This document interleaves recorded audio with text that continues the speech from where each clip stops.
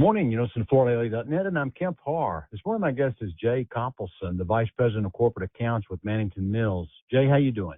Kemp, I'm doing great. This time of the year, you're traveling around, you're checking in on all of Mannington's dealers. I want to get a read on that in just a second. First, though, how many years have you been at Mannington? It's going to be in November, Kemp, 34 years. Wow. I tell you, a lot of differences, no doubt about it, but things, in my opinion, are looking great with Mannington, with Zach Zaner as our chairman of the board and Jimmy Tooley as the president of the residential division. So I couldn't be personally happier. Those two, along with Al Balone, our senior vice president of marketing, they're really doing a great job leading us right now, Kemp. Yeah, most people know it's a family-owned company. It's over 110 years old. Yeah. How's business with Mannington right now? Overall, it's challenging. There's no doubt about it. But, Kemp, we are holding our own. We are up slightly. And one of the main reasons our vinyl category, in particular, our Adura brand of products, is doing very well this year. And hardwood has made a comeback. So basically the vinyl category and some hardwood is starting to show some life again. That's good. So you travel around, you check in with the dealers across the country. What are they telling you about how business is right now? Kemp, I was very fortunate. Last week I was out with Zach Zaner, matter of fact, our chairman. We are in Northern California. Every year in August, we do a summer surfaces event in Sacramento. And Zach and I started in San Francisco and worked our way over to Sacramento. And then we probably saw about 40, 45 dealers in a couple days span at a show that we did.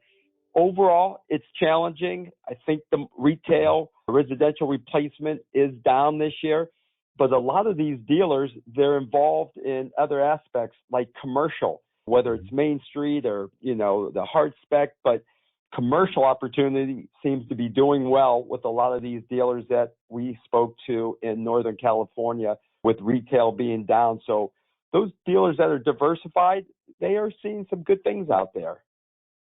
So in this cycle we're in right now, mid-August, some people going back to school. You've been doing this for 34 years. This is about when the retailer's hoping that vacation travel is over, kids are back in school, and maybe they're thinking about what they're going to do at the house, right?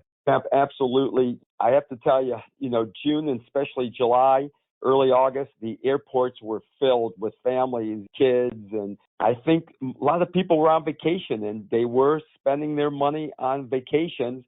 But school is slowly going back now, and I do believe, and just talking to the dealers in Northern California, they are optimistic.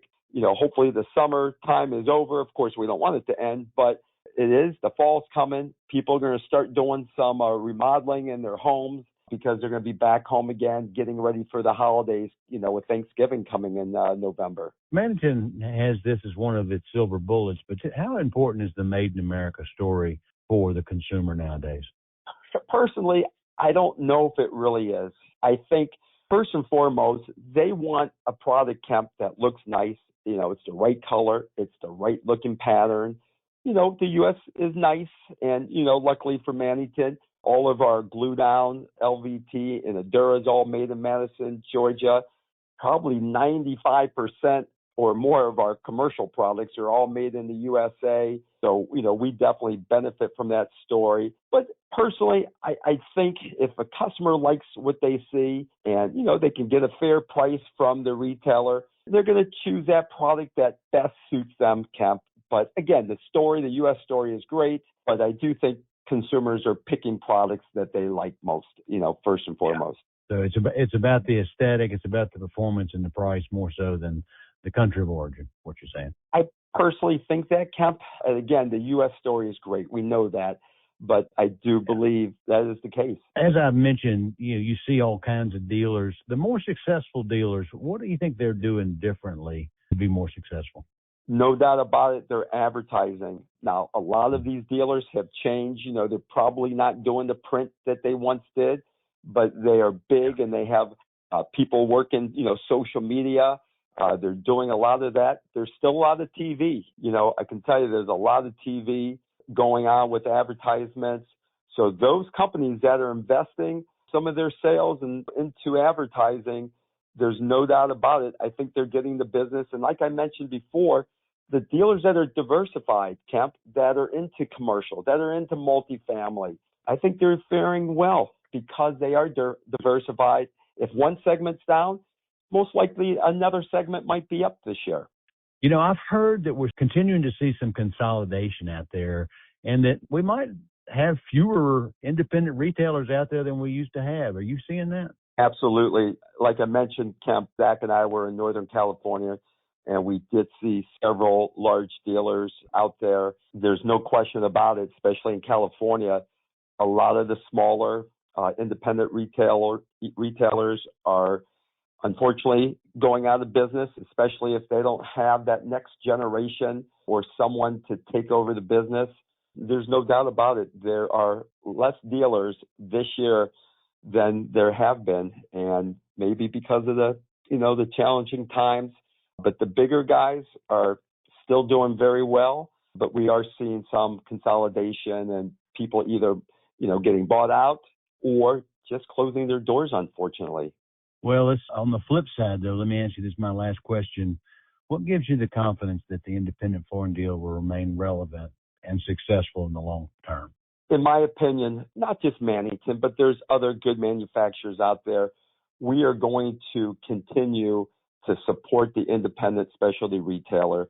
As you know, with Mannington, Kemp, we don't support the big box chains out there. Mannington really is 100% when it comes to independent retailers and the family-owned businesses, just like Mannington.